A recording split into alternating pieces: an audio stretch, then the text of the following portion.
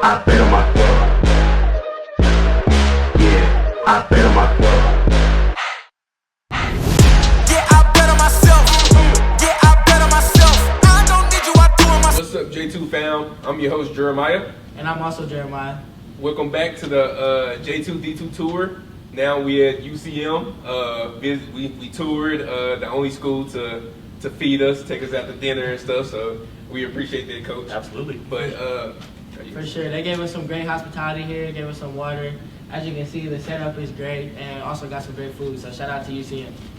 But here today, we're here with, in 2023, he led UCM to a 10-2 record, won the MIAA championship, led them to the NCAA Division II playoffs, and he also was named MIAA Coach of the Year. Welcome, Coach Josh Lamberson, head coach at UCM. Let's get it. Appreciate you guys. Thank you very much, man. It's an honor to have you. Really excited to have you guys on campus and let you walk around a little bit and kind of see what UCM and Mule Country has to offer. Yes, sir. Appreciate you for having us. For sure. So I'm sure the people are used to seeing you on the sidelines, things like that, coaching up a great system. But what do you like off the field? You know, that's funny. I get asked that quite a bit. And if you see our fall schedule or really any schedule that we have, there's not a lot of discretionary time, guys, right? When you're a football coach, whether it's recruiting or you're interacting with donors, administrators, fans, things like that. Obviously, going into practice, planning fall camp. You got summer camps you're going to, all of the things. So you don't have a whole lot of discretionary time. One thing that I really try to be focused on is being where I'm at and being in the moment. And so my family is really around the facility all the time. I got my 13-year-old daughter, Kaya, back there. She's watching the interview. My 11-year-old son was here all day for practice as well, and my wife. And so we just, this is a really big family affair for us. It's not just my kids. It's really everybody's kids that's involved in this thing. So, hanging out with my family, spending time with my family, friends, my close people, and then being the head football coach here at the University of Central Missouri, which is it's a full-time job. Sure. So here today we on tour at UCM, and we came during fall camp, and so it was pretty exciting to experience the whole thing. So walk us through that, how fall camp been going so far. So just kind of wrapping up day 2 here, right? And we get up at 6 a.m. We have a team meeting at 6:45. Go to breakfast, come back, do our special teams install meeting. For about 20 minutes, and then we'll do an offensive and defensive meeting, go into an activation series right before we go out on the practice field. Today we were in helmets because it was day 2, so we're going through the acclimation, get to put on pads tomorrow, but day 2 in helmets, out there for a couple hours, and we try to get out before noon just to kind of stay out of the heat and all that kind of stuff. I'm sure the players love that. They love that. That's good. That's good. And then we go to lunch, have some treatment. Offense and defense will lift either one of those. We'll come back for special teams meetings, then go to position meetings, then have a team meeting, then go to dinner, come back, do special teams meetings again, special teams walkthrough, offensive meetings, offensive walkthrough, and then you call it a night. So they're full days. And those freshmen, as you guys remember, when you were freshmen, you come into fall camp and oh my goodness, like you're looking at the schedule, you're like, well, where's my free time? And you don't have any free time. It's just one of those things where pretty much every minute of the day is monopolized. And really before school starts, you want to try to use as much as you can to squeeze as much football as you can, but also to remember that you're building a team too. And so those connections and those connection points that you're trying to manufacture throughout your team and your individuals throughout this whole thing is really important as well. So building time to put in some team bonding activities in there as well, where it's not just all football all the time. For sure. It's funny because as you talk about not having free time, one of your players, Levi Courier, he plays here now. He was my roommate my freshman year. Okay. Yep. And I remember during fall camp, we would literally go back to our dorm and we would take a 10-minute nap. we set our alarm for 10 minutes and then we'd run over to the facility. So I know exactly what you mean about no free time. Those power naps come in clutch though. Those are a big deal. Whenever you can steal 10, 20 minutes just to kind of shut your eyes, reset a little bit, and then be able to go, we advocate for that. Most of the time that happens in our locker room where our guys they're sitting in their lockers and they're trying to catch a little power nap. For sure. As you guys see, you can look around, you can see all the different things that they have. What is it like, and what is the pride you guys take in the rich history here at UCM? Well, I think we've been playing football here for 131 years, and so it's been a long time, and they've accomplished a lot of things here at UCM, and we're in our Hall of Fame room right now, where we've got our NFL guys here, we've got our Harlan Hill guys right behind us, when Eric Cerneski and Zach Zabrowski winning it 2010 for Eric, and then 23 and 24 for Zach, and a lot of team accomplishments. There's been so many people that have come through, played ball here, that have gone out and been successful in other areas outside of football as well. But that's one of the great things. We have a phenomenal alumni and donor base here at UCM, and people that have had great experiences at the University of Central Missouri that want to give back.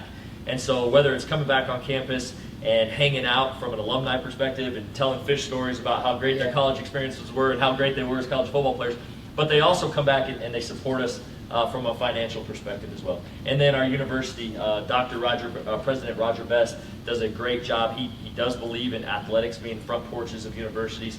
Him and his wife Robin are very visible at all athletic events, not just football, but they're huge Mule and Jenny supporters. So those guys come, but they support us financially as well. And so it's great to have 12,000 people show up for games and all of that stuff. But at the end of the day, you do need money. That is a big deal. Shoulder pads, helmet reconditioning, jerseys, all that stuff costs money. And specifically for football, when you're talking about a large mass of people that are in the organization, it costs a little bit more than in most every other sport. And so we're really fortunate that we have people in administration, alumni, donors that come back and support us from a financial perspective as well. Definitely. So you mentioned the Harlan Hill winners in the back. For those who don't know who the Harlan Hill winners are, it's the best player in the nation in Division II. Yep. And Zach Zabrowski, he won it 2 years back to back. And so shout out to him.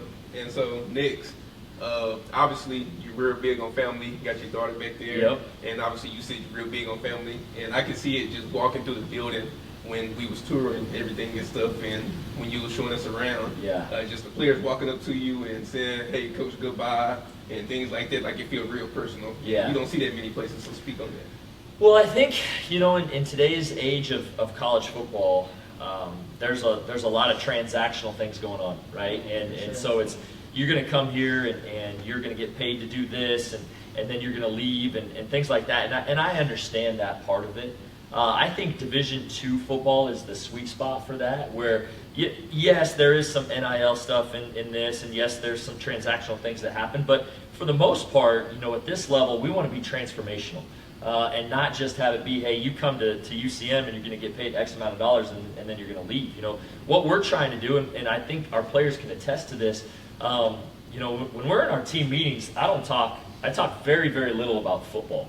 I talk more about life. And we're trying to pour into these guys and invest in these guys, give them tools to put in their tool belt for the rest of their life, for things that they're going to go through, the good times and probably more so the bad times, to try to help them navigate all of the stuff, the trials and tribulations that are going to happen. And so I think when you do that, when you're intentionally investing in the people around you, they feel it, they know it's real. And then when you're committed to the consistency of being that figure in their life where they feel comfortable being able to come and talk to, you're not always going to tell them what they want to hear either. We have a saying around here, like, we're going to love people enough to tell them the truth. Wow. And that's a big deal. And I think young people, old people, but everybody responds to that when they genuinely know you have their best interest at heart. And when you can do that and show that time and time again, and it's real, then that's what makes it attractive. And that's what makes this thing more of a family type atmosphere. We call it a tribe. And if you want me to elaborate on that, I can, but for us, it's our tribe. I mean, of course you can. So, I used to use the word family a lot, and I think most people do around the country. But we've all been to family reunions, for example, where there's that one uncle that shows up that everybody's like, man, who invited Uncle Jim? Like, Uncle Jimmy's just going to show up, he's going to eat all the food, he's going to drink all the beverages, and he's probably going to pass out in the corner over there, right? Like Uncle Jim. But you can't do anything. Uncle Jimmy is your family. Like, and it's probably by blood or by marriage or whatever it is, but he's your family. You can't choose to come in and out of Uncle Jimmy's life. He's going to be in your life no matter what, right?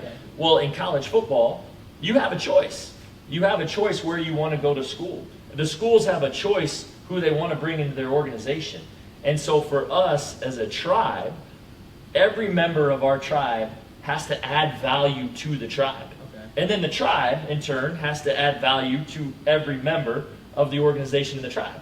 So you can choose to add value, and the tribe can choose, you can have the tribe add value to you. So it's a give and take. It's a two-way street there. Whereas as a family, man, you're stuck. You can't choose to who your family is, right? But a tribe, if you go in our team room, we got 120 guys in that team room. They have chosen to be there. And we have chosen them to be there. Right. And we're trying to add value to their life. They're trying to add value to the tribe. So in turn, that's why we say tribe instead of family. Right, and this crazy how you mentioned the transactional part earlier, because and this is something I want to highlight for Division II, because we had Ashton Struman on, and he was talking, and he was a Tulsa bounce back, and came to UCO and won MIAA Freshman of the Year. Yeah. And he was just talking about how it was so businessy inside of D1, but when he came to D2, like he could feel the relationship part, so it's huge. Yeah, and I think that's what makes this level special, because it's not so predicated on the dollars and cents part. And for whatever, we still pay our coaches. You know, we still deal in scholarships and 36 scholarships, and you can get your school paid for it. You can get some refund checks and all that kind of stuff. That does go along with it, but not nearly to the extent of trying to keep up with the Joneses, of the Tulsas, of the Missouris, of those kind of places where really most of that stuff is predicated on money, and you're seen more as a dollar figure than you are as a human and a soul. And I'll just, I can't do it like that. Some people can, but I don't think I'll ever be able to separate the two. For sure. And obviously that's easy to say, and they can just hear that as a coach, you just saying that. But something that makes me know that that's true is that we actually talked to one of the players when we were eating dinner, and he was a transfer, so he's never even been here last year. And he told us that this is one of the closest teams he's been on. And I was like, wow, because a year one player, he hasn't even gone through the season yet, and he's already talking about this is one of the best teams he's been on. So that makes me know that you're telling the truth. Yeah, well, I appreciate you saying that. That makes my heart happy. And again, I think that goes back to us being intentional about creating those connect points within our team. And then I think our team does a great job of owning their culture. It's not, I promise you, it's not me, guys. I'm not the smartest person in the room, and I don't claim to be. But what we do try to do is empower our people within our organization. So that's empowering our coaches, empowering our players. Our culture is what our players, how they talk, how they act, how they interact when we're not around. That's what culture is. You can have the slides, and you can have the core values, and you can have the standards, and you can have all those things. And it's one thing to have them memorized, right, to know it. And then it's a totally different thing to live it. But then it's a completely different thing to demand it, and where it becomes non-negotiable in your life. Yeah. And that's really where it's been my experience that's where the best teams are created, within that third level of building cultures. First you got to know it, then you got to live it, then it becomes, hey, this is non-negotiable, I'm demanding it out of everything. And when the coaches aren't around and the players are demanding it, they're holding the standard. When the coaches have nothing to do with it, that's when the special stuff happens. For sure, yeah, I like that a lot. You talk about family a lot, and that seems to be something that is a big core in you. What are some other core values that you have, and what built that for you? Yeah, so we have 4 core values that our team is predicated on, that our tribe is predicated on, and they're to be selfless, to be tough, to have discipline, and to have grit. Those are our 4 core values. And all 4 of those start with choosing to, and they all end with regardless of the circumstances. And what we try to really get across to our guys early in their time here is personal accountability. Like, we all have a choice on how we're ultimately going to behave, right? What we're going to think, what we're going to say, how we're going to make people feel, right? And those are choices that have nothing to do with external circumstances. And that's the other thing that we try to get across. Like, it has nothing to do if it's sunny outside, if I'm going to try to invest in somebody's life, or if I'm going to try to make somebody's life better, or if I'm going to smile, or if I'm going to be in a good mood, right? Like, the temperature's not going to determine that. How other people interact or act with me around is not going to determine that. I get to choose that, right? And so selfless for us is just choosing to put the team first regardless of the circumstances, right? Easy thing to do.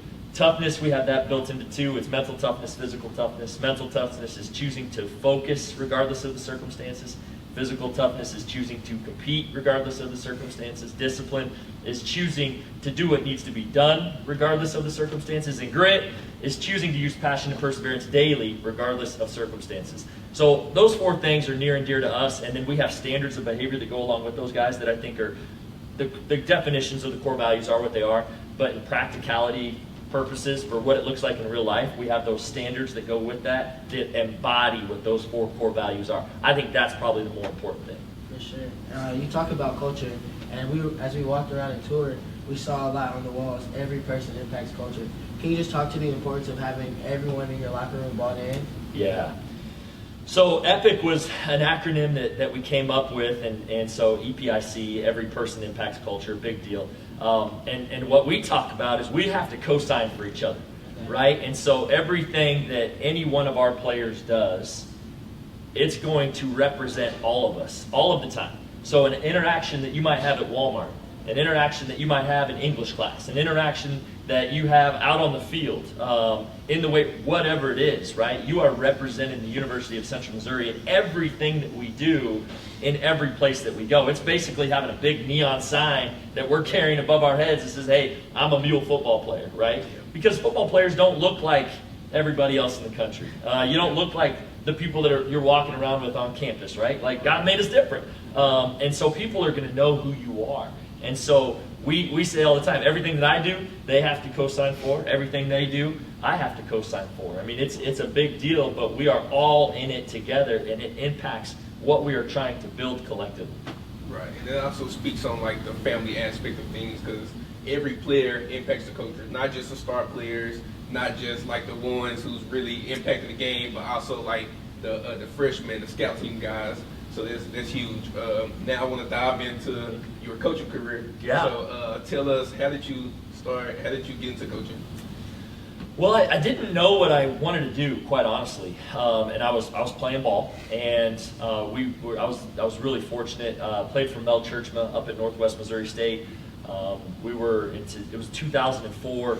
I think we were ranked number 2 in the country, having a great year. Was really fortunate to play with a bunch of fantastic players in my college career, and so it was game 8. We were playing a team that was our rival, and actually broke my hip in game 8, and so.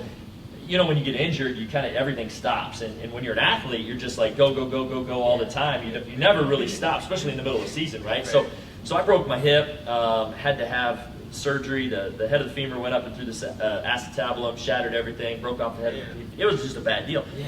And so I'm on crutches, and they're like, well, you may not be able to play again. Don't really know. So I was a gym rat, guys. I started going up to the coaches' offices, and I started being around them and seeing their relationship that they had with each other and how they interacted and what they did on a daily basis. And I was like, wait a minute, you guys get paid for this? Like, you get paid to watch ball all day, hang out with your friends, invest in young people, try to make their life better? What? That doesn't sound like a bad gig. And so really kind of got that, was able to go back and play my senior year, and that was great. And then was a graduate assistant at Northwest Missouri, and really caught the coaching bug. And when you catch that coaching bug, if it's really rooted deep down inside of you, it really becomes a lifestyle. It's not even really a choice. You go into a service lifestyle where you are just totally trying to invest in the people around you and make places better, but specifically, really try to make 18 to 23-year-olds and their lives amazing. For sure. You talk about how your time as a GA, and we always get a lot of stories of little tasks that the GAs did. One of our people who were on the podcast talked about how he used to sweep the floors as a janitor during the time as a GA. What are some of the things that you had to do behind the scenes before you became a head coach? Yeah, and I'm so thankful for those memories that I had when I was a graduate assistant. You wear so many hats, right? Yeah. You go pick up groceries. You go pick up full-time guys as kids. You take their car to get serviced. You wash their car from time to time. If you're having an official visit, you go vacuum their car out because they're going to be taking visitors around. And so, I did all of those things, and I think one of the cool things is I got to be really involved in a lot of the full-time coaches' families. Okay. So obviously my girlfriend, who was now my wife at the time, we ended up being a lot of babysitters on date night. And so we had a day during the week where, you know, the full-time coaches, we all got out a little bit early and they would take their wives on date night. Well, our date would be going to their house and babysitting their kids, you know, and so that, but I got to do that, and then I got to be really involved in their lives, and, you know, their wife would talk to my girlfriend at the time and tell her, hey, this is what coaches' schedules are, and this is what they're doing on a day-by-day basis, and this is how this lifestyle really is. And I got to see some kind of behind-the-scenes stuff of coaches that have been very, very successful, and kind of how they had grown up and gone through the ranks. And so it was really, really, yes, maybe a little bit tougher wearing a lot of different hats, but so thankful for those opportunities to be able to grow and learn while during that time. So speak on how were you able to stay motivated during that time, and also just like, I know like sometimes like we can miss out on the opportunity to really learn from, like you said, like great head coaches and things like this. So speak on that, how you was able to like put the ego down and put the pride down, and like, okay, this is an opportunity to learn. For one day I might get an opportunity like this. Yeah, well, I think, you know, as far as the ego is concerned, you know, I've never, from a perspective of thinking I was the smartest person in the room or knew more than somebody else or a job was beneath me or anything like that. I'll still clean up trash, you know, I'll still go back and clean up and do the dishes and take the trash out and, you know, do all of those things. So, you know, as far as that goes, I don't think that was ever a problem. I've always wanted to learn, regardless of what age right now, like I still want to learn. I'll still call head coaches, I'll call high school head coaches and ask them how they're doing specific things and maybe how they handled situations and those kind of things. So whether I was a GA or whether I've been a full-time head coach or an assistant coach or whatever it is, I'm constantly trying to figure out how to do things better. And how to push the envelope, but really to better myself so I can better the people that ultimately I get to serve. Right, that's huge, and I think that's real because, I mean, there's some great coaches in high school and not so great in college. Yeah. And so to have your ego right there to be like, oh, I can't learn from a high school coach. So. Oh, I think you can learn from anybody, you know, and it's people that I try to look at those guys that have done it for a really long time, that have been successful, and how they've had the sustained success. I think it's one thing to get to the top of the mountain. I think that's awesome and great. It's not taking anything away from that. But then it's one thing. It's a totally different thing to be able to have that sustained success over a long period of time. Like how do you do that with kids? How do you reinvent yourself so they're not hearing the same things over and over and over again, where it's new and it's fresh and it's exciting and motivating for the young people that you get to serve? For sure. So you were actually a head coach at Northeastern State University from 2015 to 2018. University of Nebraska-Kearney. Oh, University of Nebraska-Kearney. Yep.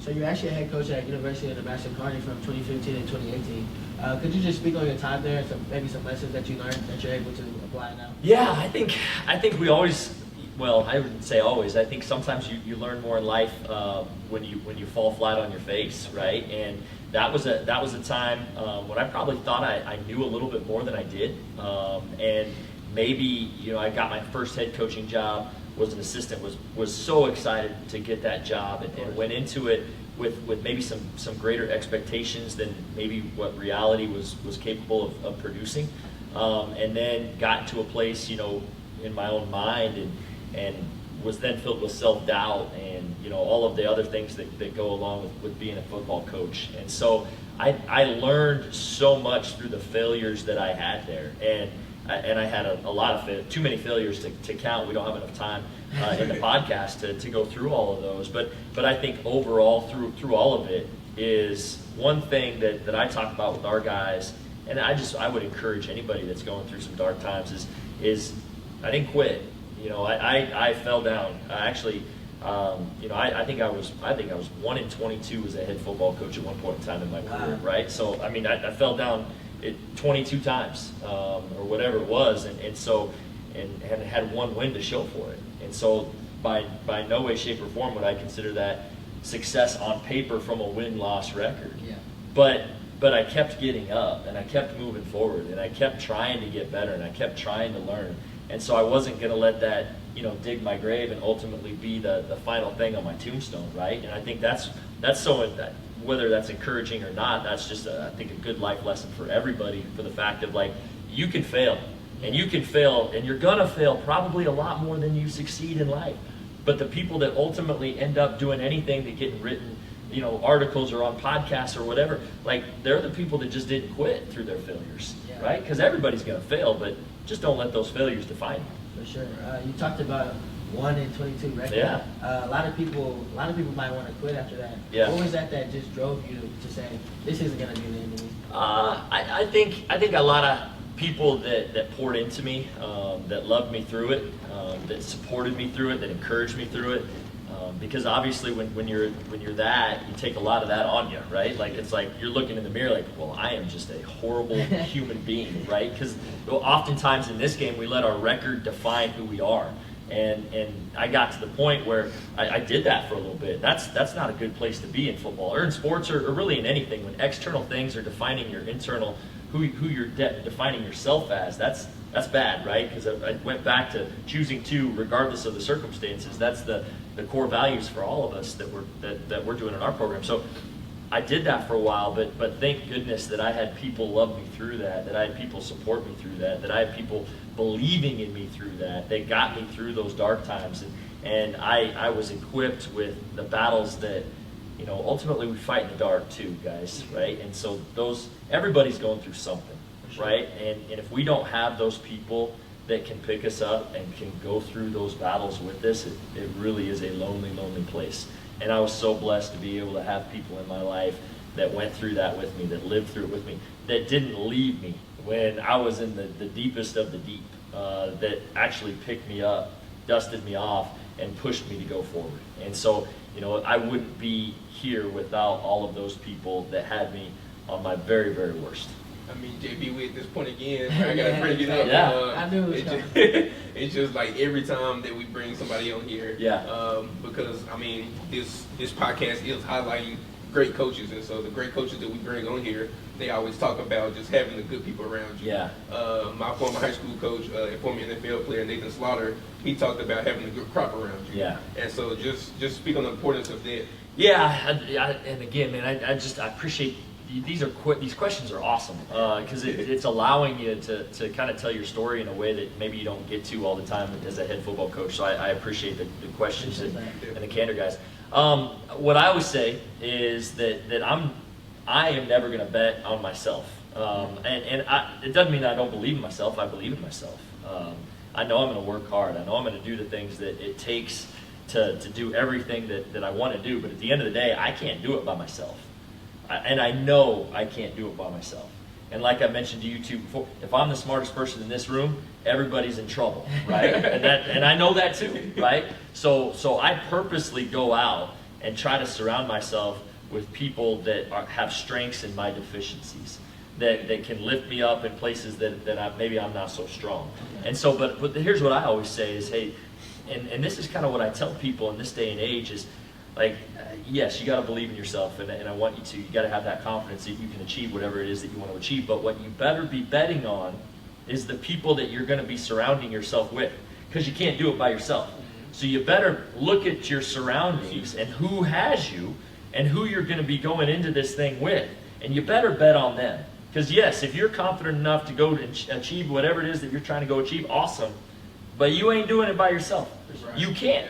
Right? And so look at the people that you're going to surround yourself with, or whatever organization or team or tribe or whatever it is that you're going to go into. Look at those people, evaluate those people, and then pick whichever spot ultimately fits you the best. For sure. That reminds me of a quote that I heard. I can't remember who said it, but they said, if you don't look around your circle and you're motivated, then it's not a circle, it's a cage. That's 100% right. Yeah, surround yourself with people that are ultimately uplifting, that are going to challenge you to be better.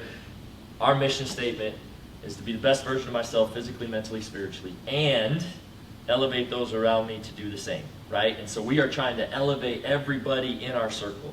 And it is our job as members of the tribe to, again, love each other enough to tell each other the truth and trying to get the very best out of everybody in our organization, coaches included. You talked about growing spiritually, and earlier you mentioned God. Is faith a big part in your life? Yeah, huge part. totally understanding that I am saved by grace and I am a son of Jesus Christ. And when I became a head football coach, there were really 4 pillars that I wasn't going to sacrifice in. One, I wasn't going to sacrifice being a son of God, first and foremost, right? I know you work at a public institution and there's taxpayer dollars and all of the things, but it is a core for who I am and what I believe, right? And so I don't shove it down anybody's throat. I don't do anything like that. But everybody in our organization knows where I stand in my faith, right? 2, I wasn't going to sacrifice being Mandy's husband. 3, I wasn't going to sacrifice being Kaya and Ace's dad. And then 4, I wasn't going to sacrifice being the head football coach here at the University of Central Missouri. You can do all 4 at an elite level. And I want to say this, just from a coaching perspective, like sometimes, and I've been guilty of this, like I've hid behind at points in my career where I've been too busy to do X and I don't have time to do Z or whatever the case is. It is all about time management. And ultimately, guys, you're not going to get the quantity of time, but the quality of time. And I mentioned before, just being in the moment, being really present, understanding that this is all we really have is right here. Every morning when our team comes in, we have a saying, and the date is at the very top. It has like team meeting or morning meeting, whatever, and then it asks a question right below that. The question is, what is today? And so it is something that our team obviously knows the answer to by now because we've been answering it for the last 3 years. Yeah. But I will call on somebody to start every day that we have, and they have to stand up and with enthusiasm, zest, and vigor say, it is the most important day of my life, right? Because it ultimately is. Yeah. This is the day that is ultimately going to define the rest of our days. And so to get young people, to get old people, to get middle-aged people to understand and grasp that concept, that this is it, guys. Like in these moments that we are having right here, this is the most important moment that we have in our lives up to this spot, right? So that's something that we really stress and emphasize, and just being present in the moment and being present for our people. Yeah, that's great. That's great. So let's transition back to your coaching career. Yeah. Speak on your coaching career after Kearney, after you kind of had like that adversity there. Yeah. Speak on the opportunities after that and how you was able to become head coach of UCM. Yeah, so had an opportunity at Kearney and did not get fired or anything like that. Probably should have, but was there and had the opportunity to go to Abilene Christian University. And at the time, head coach Adam Dorrell, who was at Northwest Missouri State, was coming off a 30-game win streak. He won back-to-back national championships at Northwest. Had just gotten a head job at Abilene Christian. And so Adam called me up and said, hey, would you be interested in coming down to be the offensive coordinator, associate head coach down here at ACU? They were transitioning from Division II to Division I. Had just built a brand new on-campus stadium, opportunity to go down to Texas, recruit Texas, just all of the things. I know near and dear to your heart. And so, I took that opportunity and we moved down to Abilene, and made some just phenomenal friends down there, awesome memories, great institute. It was a really good place, awesome learning experience, got to experience the Division I thing, and towards the end of that time, this job came open and this was kind of a unique time. I got hired in the middle of February here, which is not normal in the coaching cycle. The former head coach here, his name was Jim Sabota, took the offensive coordinator job at the University of Tulane. And so our former athletic director, Jerry Hughes, called me up. He was the athletic director when I was the offensive coordinator here, and said, hey, would you be interested in potentially coming back to being the head coach? Because it was a kind of a strange time, you know the boosters, you know the place, you know the people, it would be a pretty easy transition for you to be able to come in and plug and play. So Mandy and I thought about it. Kaya and Ace they were both born here in Warrensburg. Okay. We bought our first 2 houses here in Warrensburg. We kind of started here. So this was the place where we really felt at home, and coming back home was really appealing to us, and so that's why we decided to come back to Warrensburg. For sure. You talked about your time at Abilene Christian, how you were able to experience as a D1. Could you talk about some of the similarities and then some of the differences, D1, D2? Yeah, the ball is ball, right? You got 153 and a third, and you got 22 players on the field, and all of that is the same. And honestly, I've been really fortunate to coach these 3 guys. I got to coach all 3 of them, and so the talent level. There's talent at the Division I level. There's talent here at the Division II level. Obviously. There's NFL guys that go from Division II. There's NFL guys that go from Division I. You know, I would say the money and the resources that you're able to spend at an institution, specifically on football, is probably greater. Well, it is greater at the Division I level. Obviously, scholarships, they have more scholarships and more scholarship money at the Division I level. They can pay for cost of attendance, and so they can pay for some training table stuff. There's more resources that you have from that level. Now, I will say this, I would say from a facility perspective, and I appreciate you guys so much for going around and highlighting some facilities and different places around the country at this level, and really everybody who's highlighting Division II, I shout out to all those guys, because Division II has just as good, if not better, than a lot of the Division I institutions. There was one Division I institution, guys, it was an away game for us. Our away locker room was this is Division I, and this team, I won't put them on blast, but the visiting locker room was a tent in the parking lot, and they had portable showers that got brought in on the other side of the parking lot. So we literally had, like, it was like big circus tent. Crazy. That was our visitors' locker room. So we would be walking across the parking lot in towels, walking over to the portable showers that were, and we were like, so this is Division I football, you know, and I haven't had any of that in Division II. So, you know, I mean, there's some good, there's some bad, obviously at both places. I would just say overall financially is probably the biggest difference between, you know, the Division I level and the Division II level.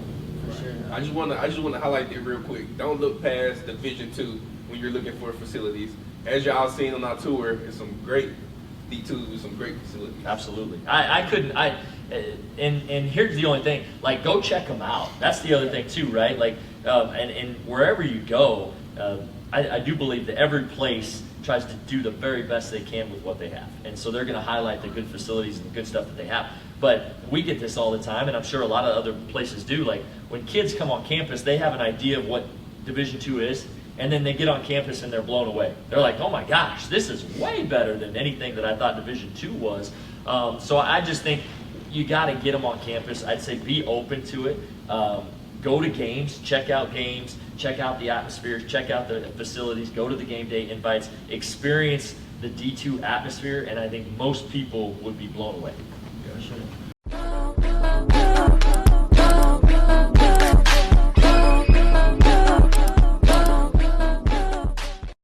So you talked about how the D1 level, one of the differences is the finances. But here, obviously, you guys are doing pretty well for yourself. How fortunate is it that you're able to, and you talked about how you love spoiling your players, how fortunate is it that you're able to still be able to financially support everyone, give your players good things, have great facilities like this? Yeah, I think, you know, it goes back to the student athlete experience, right? And so sometimes we're not chartering planes every week. We're not, you know, we don't have the training table. We don't have a lot of the luxuries that maybe some bigger schools do. But what we do try to do is give them a phenomenal experience. And so whether that's some gear, whether that's, you know, being able to do little things for them throughout the season, all the little stuff that I think really builds up and goes an extremely long way. And again, the financial backing that we get from our administration and our donors plays a huge part in that. For sure. So you mentioned earlier, you kind of brushed past it casually, how you just played some football. But in 2005, you were an All-American quarterback, and you helped Northwest Missouri to the 2005 NCAA National Championship game. And you were actually named the MVP of the title game. What was that feeling like, and what are some of the memories from that season? Awesome memories. That was a year after I actually broke my hip that I kind of mentioned, and got to be able to get cleared and come back through a lot of prayers and some phenomenal rehab by our trainer there and the doctor and surgery. Everything just kind of went right, and so was able to come back and play my senior year. Actually, it was kind of trials and tribulations that we had that year. We were the last team to get in the playoffs, and you know, we kind of just made a really special run. We were the first team in NCAA history to win 5 road playoff games, get to the national championship game. Ended up losing to Grand Valley, really on the last second of the game.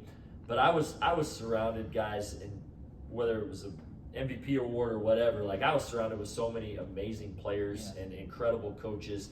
At the quarterback, at that point in time in my career, I just had to get the ball to good playmakers and let them go do their thing. And so I was really, really blessed to be put in a situation to be able to succeed and just not mess it up more than anything else. And so that's what I remember more than anything is the people, the relationships, the road games, the bus rides.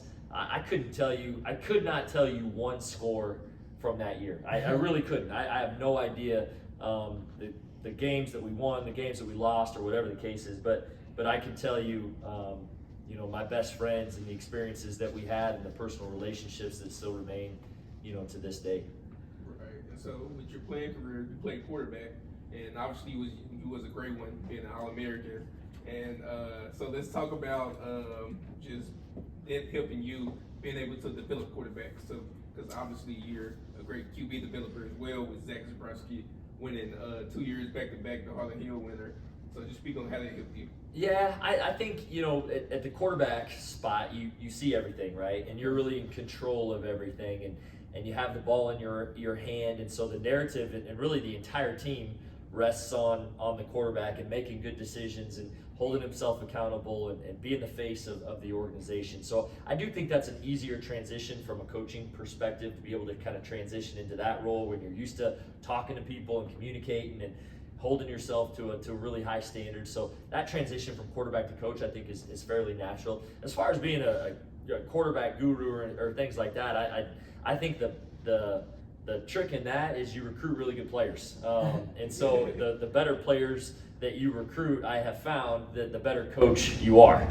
Because I love all the kids that I've been blessed to coach, but not all of them obviously had the talent of Eric and Zach. And so I think if you can surround yourself with the right people, and there's so many things that have to go right with winning those type of awards, right? Your offensive line has to be really good. So that means your offensive line coach has to be really good. Your offensive coordinator has to be good to call really good plays. Your quarterback coach, the receiver coach, everybody that plays a role in that. So to boil that down to just say, one person's in charge of success from at that level, I think is very egotistical. I think it is so much a group effort that ultimately gets those awards to individuals that there's a lot of people that have a hand in that. Right. So I want to ask a follow-up question on that, just about developing the quarterback and how you're able to do that. Speak on the importance of being able to actually teach instead of, because it's a difference between teaching and coaching, and it's one thing to tell a quarterback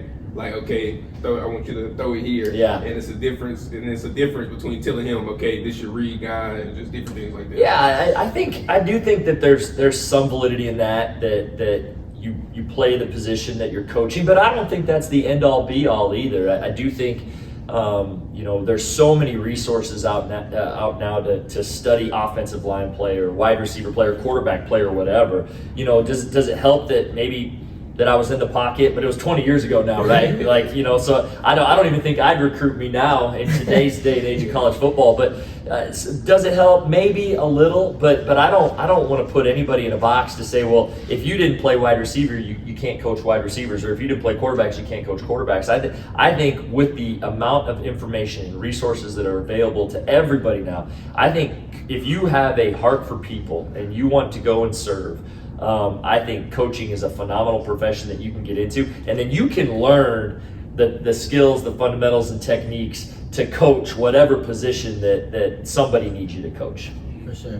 While we're on the topic of these guys, Eric and Zach, could you just speak on what it was like coaching them, as your experience coaching them, and then what made those guys special? Yeah. Again, with good players, it's easy, and it's. I think one of the things that we tend to do as coaches is we overcoach, right? We mess it up. We try to give you so much information that we almost paralyze guys and take away their natural ability. And so with both of these guys, it was like, hey, we're going to give them a basic picture of what we want to have accomplished, and then we're just going to let them go and operate. And it was two different systems that these guys played in. Obviously, they both put up some phenomenal numbers throwing the football around. But both of them, this is what I will say, it comes down, they were elite. They were the best two competitors I've ever been around in my life. Okay. It didn't matter if it was practice. It didn't matter if it was a pickup basketball game. It didn't matter if they were playing cards in the locker room. They didn't want to just win, guys. They wanted to destroy. whoever it is that they were playing. It wasn't good enough to just win 28-7 or anything like that. They wanted to just take your heart. And so those two, I'd say from a competitor standpoint, what was it like to coach them? You get out of their way and you let them go do their thing, and you're going to like the result ultimately that comes out of that thing. Yeah, but I know this too. Both of those guys would trade those trophies for a national championship trophy, and that was something that we weren't able to accomplish with those guys. And I know they wanted that from a team perspective. They hated to lose. They loved to win. Boy, they hated to lose. And then one thing I wanted to ask, could you explain to the people what this is?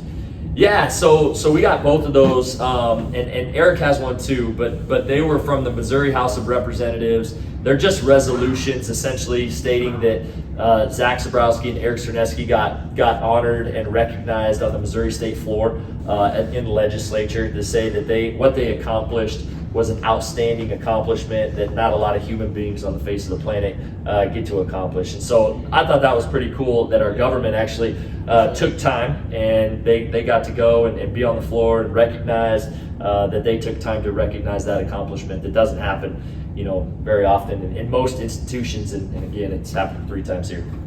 Right. I wanted to go back on when you was talking about overcoaching when you brought up Zach and them. Because my former high school coach, the one who we had on, Nathan Slaughter, a former NFL player, he stated, he was like, it's a lot of things that we do and implement that we think affects winning and losing, but it really doesn't. And so just speak on because the first year you was here to now, it was a tremendous improvement every single year. Just some things that you changed and things like that. Well, I think it always starts with the people, right? I think you have to start with the people in any baseline organization, team, whatever, the people that you're going to surround yourself with. And so making sure that they are the right people. That doesn't happen overnight. That takes time. You got to bring in the right staff members. You got to recruit the right players to your system. You got to surround yourself with people that have strengths in your areas of weakness. So again, that's by trial and error. You might have a blueprint for what you think it looks like, and then God laughs at you and the best laid plans, right? And so leadership is more about the unplanned than the planned.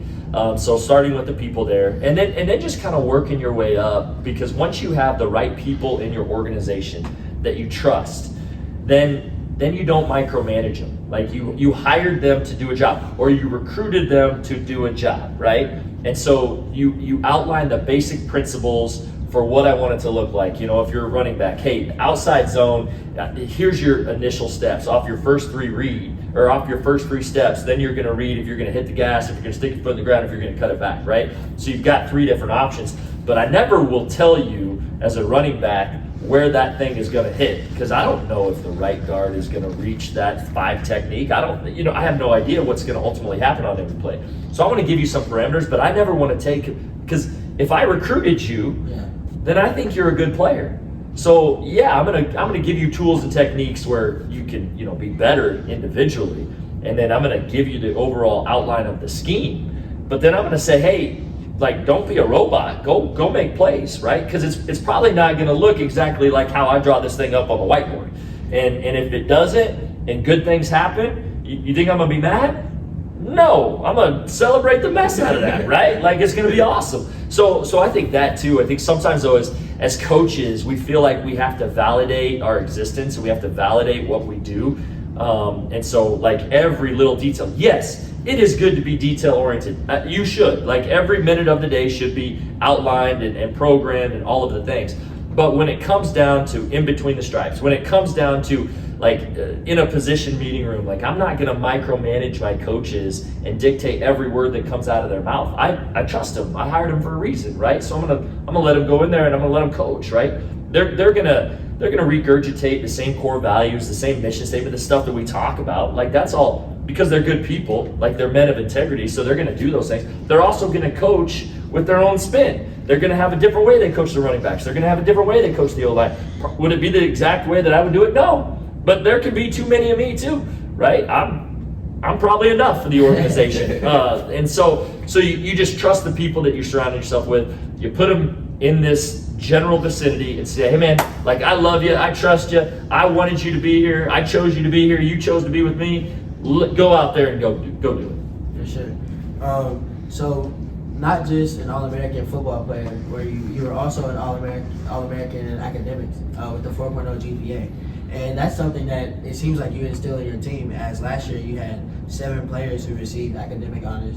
What is that like as a coach, knowing that you're just not comparing people for games on the field, but you're also making sure they're getting it done in the classroom? Yeah, that's a big deal for us. We finished with a 3.2 GPA last semester. We had 70 guys with a 3.0 or better. We had 16 4.0s. We had 55 guys on the dean's list. Like we do place again, but it goes back to recruiting good people too, right? Like you're recruiting guys that you trust will get it done in the academic world, that can play football, that are going to represent your program in a way from a culture perspective that are really good. So, all 3 of those, it goes back, it ties back. It's a holistic approach to all of it. So extremely proud of our guys. Our guys were so excited when we unveiled that GPA, because we had been like at a 2.99, a 2.98, a 2.97. Our goal has been a 3.0, and then they blew it out of the water and got a 3.2 last semester. You would have thought, like I told everybody they were getting J's when we unveiled that 3.2. Like they went nuts because they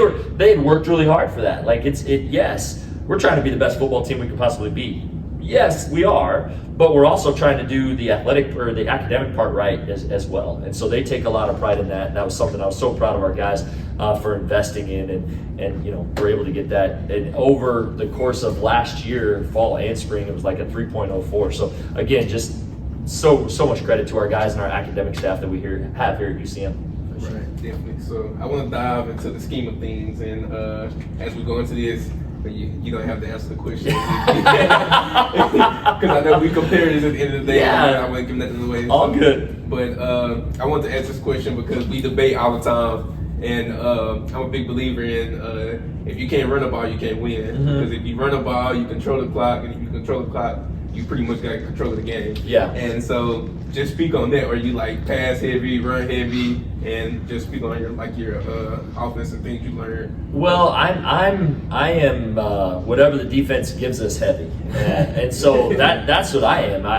I feel like again it goes back to a coach's ego sometimes when he's like, hey, we're not going to have any checks. We're going to run power right here, no matter if they have 11 guys in the box. We're still going to run power right here. I'm like, that you're putting your guys in a situation where they're going to fail, right?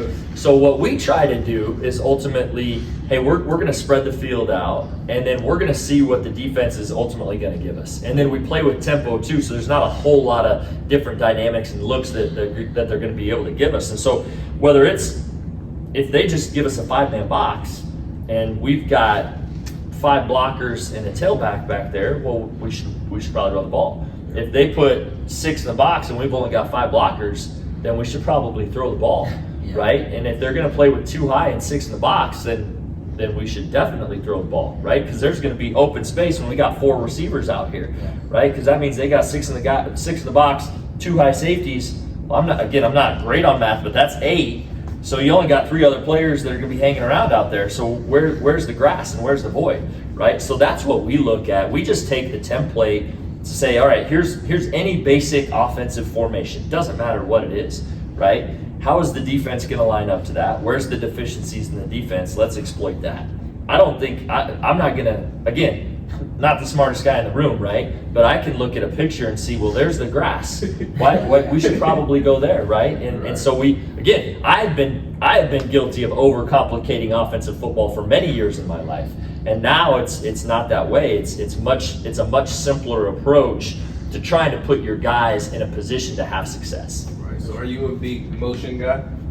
I used to be. I'm really not anymore, because what you do with tempo is hard enough, and so when you add motion to it, I think it almost dilutes the picture. Well, I want our guys to be able to see the picture, identify where the grass is, identify where the weaknesses are, and then exploit that. And so not a lot of motion makes it into what we do, just for the sake of the tempo that we're rolling. And if you add motion to it, you add the opportunity for pre-snap penalties and some other different things. Not that we don't have any, but it's a little bit more limited. Makes sense.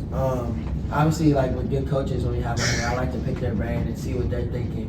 And we talked to Coach Carson yesterday at Washington, and he talked about why he loves defense is because he loves being able to impose his will. Yeah. What made you fall in love with offense? You talked about how you're an offensive coordinator at Abilene Christian. Yeah. Is it being able to scheme something up? Maybe the defense does this, but you can still beat them that way. What makes you like calling plays? Well, I think you always hold the pen last on offense. You're going to dictate the whole dynamic of the game by what you do on offense, because everything that you whatever set we line up on offense, the defense has to line up a certain way by how we line up. They have to react to it. Defense is all about reading what the formation is and then reacting to whatever the offense is doing. So the offense really gets to dictate everything in the game. And how I look at it is we always want to be in attack mode. And so we're always attacking on offense. I know, yes, defensive coordinators say, hey, we're going to be attacking. And say, I think about it the same way. I was like, no, we're always going to attack as well. But,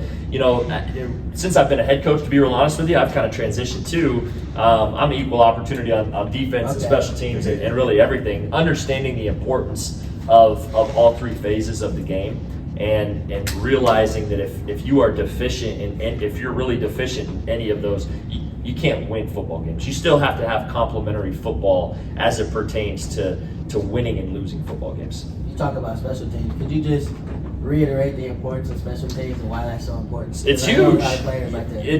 It's huge. And so there's a common misconception, like it's a third of the game. It's not a third of the game because you don't play that many snaps. Now it is the part of the game though that has the largest exchange of yardage throughout the game, right? Because of kicks. Okay, so whether it's a punt, whether it's a kickoff, the ball is traveling more yards in the air than it is on a normal offensive play or defensive play for the most part, right? So the transition of that, so you are playing out in space in special teams more so than you are in any other team, maybe with the exception of field goal and field goal block, right? And so you have to put your high quality athletes on those teams because they're your best players. They're probably your best players that move around in space. They're probably the ones that have the most spatial awareness. They can also, what is football? When it boils down to the very core of football, it's winning one-on-one matchups. It's offense, defense, whatever it is, right? It's the guard versus the defensive lineman. It's the wide receiver versus the DB. It's the linebacker versus the running back, right? It's all about one-on-one matchups. And in particular, special teams is all one-on-one matchups. And you are using the whole width and length of the field. So your best players have to be highlighted on special teams in order for that to be successful. And so guys have to buy in. It's a huge part of it. Like if you're a starter for us, like you have to start on two special teams. And if you're too tired, like if you're going to tap out, like say you're a defensive guy and we have kickoff going, you're like, I'm too tired, I got to tap. No, you're going to play kickoff and then you'll tap out on defense and your backup will go out on defense. And it's also really important, guys, to have a very good long snapper, a punter, and a kicker that can do this thing too. I don't want to lose those guys out too because they're a huge part of our organization as well. For sure, definitely don't want those. Nope, we got to keep those guys happy. Absolutely. Right. So, facts. Since we coming to the end here, just for all the UCM fans, the recruits who's going to be at y'all games, and all the players and things like that. 28. Yeah. And when you turn the film, when you come show up for the game, what can we expect from the UCM move? Yeah, I think you're going to see a bunch of guys that are committed to each other. I think you're going to see a bunch of guys that are playing free in the fact that, yes, they're going to make plays. They are absolutely. I'm so excited for those guys to go out and showcase their skill set. But they're also going to make mistakes. And when they make those mistakes, they're not going to dwell on those mistakes. They're not going to let those mistakes impact their future. They're going to flush those things and they're going to go out and make more plays. And so what we call is that's playing with freedom, right? So we're going to play free. We're going to play really fast. We're going to play fast on offense. We're going to play fast on defense. That's from a tempo perspective. That's in between the stripes, all the way around. Like we're going to surround ourselves with really fast players that are big, strong, and physical, and all of the other things, but playing fast. We're going to play physical. Missouri's slogan for the state, you guys know what it is? It's the show me state. It's the show me state. So, I was telling you guys we're gonna put on pads tomorrow, right? Yeah. And so we all know, like everybody's like, Coach, I'm a dog. I just wait till the pads get put on, all that stuff. Like I don't put any stock into that. I'm like, no, we live in Missouri and it's the show me state, so you're gonna have to show me, right? So from the physicality perspective, we always talk about, hey, we're gonna show everybody how physical we want to be. It's got to be something that you put on tape. You can't talk about being physical, you got to be physical. right? And then we're finishing. We talk about finishing the +1 mentality. We won 4 one-possession games last year. And so whether that's in double overtime, whether that's in overtime, whether that's in the fourth quarter, whatever it is, you got to play one play longer than your opponent, and ultimately that will make the difference. So I know that was a long answer, but it's free, fast, physical, and finish. A bunch of guys that are committed to each other, a bunch of guys that are having more fun than anybody else in college football. For sure. We talked about what they're going to see from the Mules, but as players maybe want to come here, what can they expect to see from you as a coach? What kind of energy do you have on the sideline, and then what are you going to give them as a coach? Yeah, I just, what I talk about, because I don't anymore. I've hired people that I trust. I hired people that I want in my tribe, that are in my inner circle. And so what I call myself now is the culture coach, right? And so I get to go into DB meetings. I get to go hang out with the defense or the offense or offensive line meetings or whatever it is. And so I really get to be in a position where I get to touch the entire team, and I get to have relationships with the entire team. I think it's really hard. You can't have covenant relationships with 120 guys. You don't have enough time in the day. But I think if you ask our guys, I think that they know that I'm going to try to invest in their life, and I want their life to be amazing. We're going to give them all the tools, techniques, scheme, all this stuff, so they can go out there and be phenomenal football players, yes. But I want their totality of their life for when they're here and when they're gone. I want to put tools in their tool belt so they can go out and have an incredible life. They can do all the stuff that they ultimately want to do. First, we gotta learn how to be the people that we ultimately need to be, so we can go have the stuff that we need to have. That's a whole nother segment. That's a whole nother show.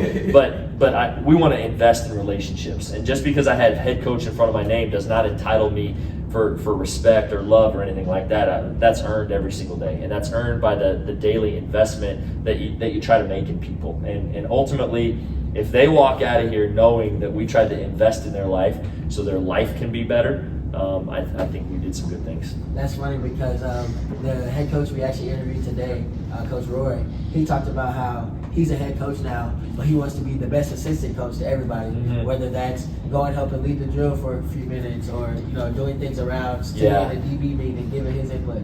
Now that he's a head coach, he wants to be the best assistant coach to all of his players. I think that's a great way to look at it, and kind of how I think it's like it's my job to empower people, it's my job to inspire people, it's my job to unite people, right? And to build a culture of accountability, enjoyment, and resiliency within this organization. That's for everybody. That's for assistant coaches. That's for players. That's for all of us, right? And so, yes, I got to direct the narrative of the entire program. I think that's your job as a leader. But then at the end of the day, you are just trying to be in that supportive role where you're trying to make everybody's job the best it can possibly be, so they have everything that they need to be the best versions of them. That goes for your assistant coaches, that goes for your support staff, that goes for your athletic trainers, and then more specifically your players. And so that's the biggest deal for us. Yeah, that's great. That's something that I try to live by. And my 3 words for it is inspire, encourage, and motivate. Love it. And it's them 3 things I want to be doing every single time. And so this for the recruits that might be watching. Yeah. What's some things that you look for in a recruit? And I also told you that I wanted you to highlight all the NFL teams that were here. Yeah, appreciate the question. So ultimately, it starts like any other thing. It's the physical attraction, right? So unlike those dating apps when you're swiping or anything like that, like you got to swipe just based on the profile picture and stuff like that. It's really the same thing. Like what does the kid bring to the table from a highlight film, right? So our recruiting staff goes through that. They will watch the initial highlight film. Does he pass? Does he have the dimensions? Does he have the initial qualifications and the factors that we need and we see fit to go on to the position coach? If that happens, it goes on to the position coach. The position coach then gets in a little bit deeper, right? And so he'll go and he'll watch some game tape. Does the game tape qualify him? If the game tape qualifies him to move to the coordinator, then we dive into academics. And then everybody that moves on from that stage, they have to pass the academic check, but then they also have to pass the character fit check. And so you have to get a reference from that young man. It could be anybody it could be the high school coach, it could be the janitor, it could be your English teacher, it could be the cafeteria lady. Somebody at the school has to give a character reference check for that person. And then we have actually a list of about 21 other questions that we go through from a character perspective that guys kind of have to qualify for us, and then it moves on to the coordinator. Coordinator watches it, staff watches it, moves up to the head coaches. When I watch those guys and figure out, hey, is this an offer guy for us or not? I have that sheet in front of me that lists basically everything that has gone through the process of getting that kid to my desk. and then that's ultimately when we will extend an offer or, kind of go for whatever's next in the process. For sure. So the last question that we always like to ask, especially head coaches, what's some advice you can give head coaches or the people who aren't head coaches but want to get into the coaches game, get their feet wet, and don't know really how to start, or maybe they're going through some adversity? Yeah, is fall forward. That would be the thing, and that's kind of been the theme of my life. I have failed so much more than I've succeeded, guys. But I always try to, when I'm falling, I try to fall forward, and then when I fall, I get up and I keep moving forward. And with that, I do think you have to have people around you that believe in your dream. Now you have to believe in it more than anybody else, right? Like what we talked about. Like you got to have that self-confidence inside of you that you can achieve whatever it is that you want to achieve. But understanding that the success or failures will ultimately not define you as a human being and who you are. And so you can't let that block you from what you ultimately want to do. And because you're gonna get the no's. You're gonna send out hundreds. I sent out hundreds of applications. This was like when Football Scoop was like starting, right? And I was sending. I'd see a posting. I'd send my letter of application and cover letter and all the stuff, right? Wouldn't hear anything back. And all you need is one person to take a chance on you. And here's the other thing, especially early on in your coaching career, don't let money be an inhibiting factor for you, because early on in coaching, you're probably going to have to do a lot for a little. I mean, that's just the nature of the business that we are in. But if you are elite at doing a lot for a little, then ultimately you will be able to get a lot and get compensated for it at the level that you deserve to get compensated for. So I would just say, don't be afraid to do any of those things. Don't let failure define you. Keep working forward, or keep moving forward. And then no job is beneath you. Whether it's babysitting kids or getting coffee or sweeping, getting groceries, like all this stuff, like all of that, especially when you're starting off. Like if you're really good at that, people will see the value in you. And then know the value in yourself for sure.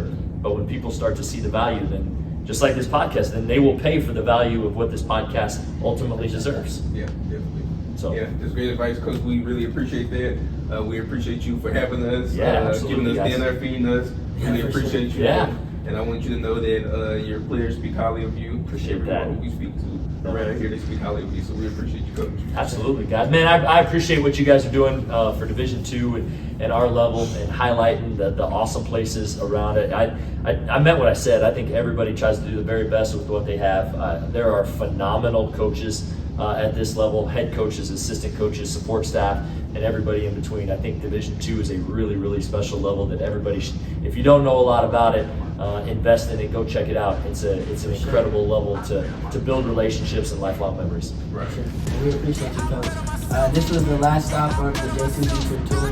Make sure you guys have the notifications on to be ready for the video. Like, comment, subscribe, and please share. Yeah, absolutely, guys.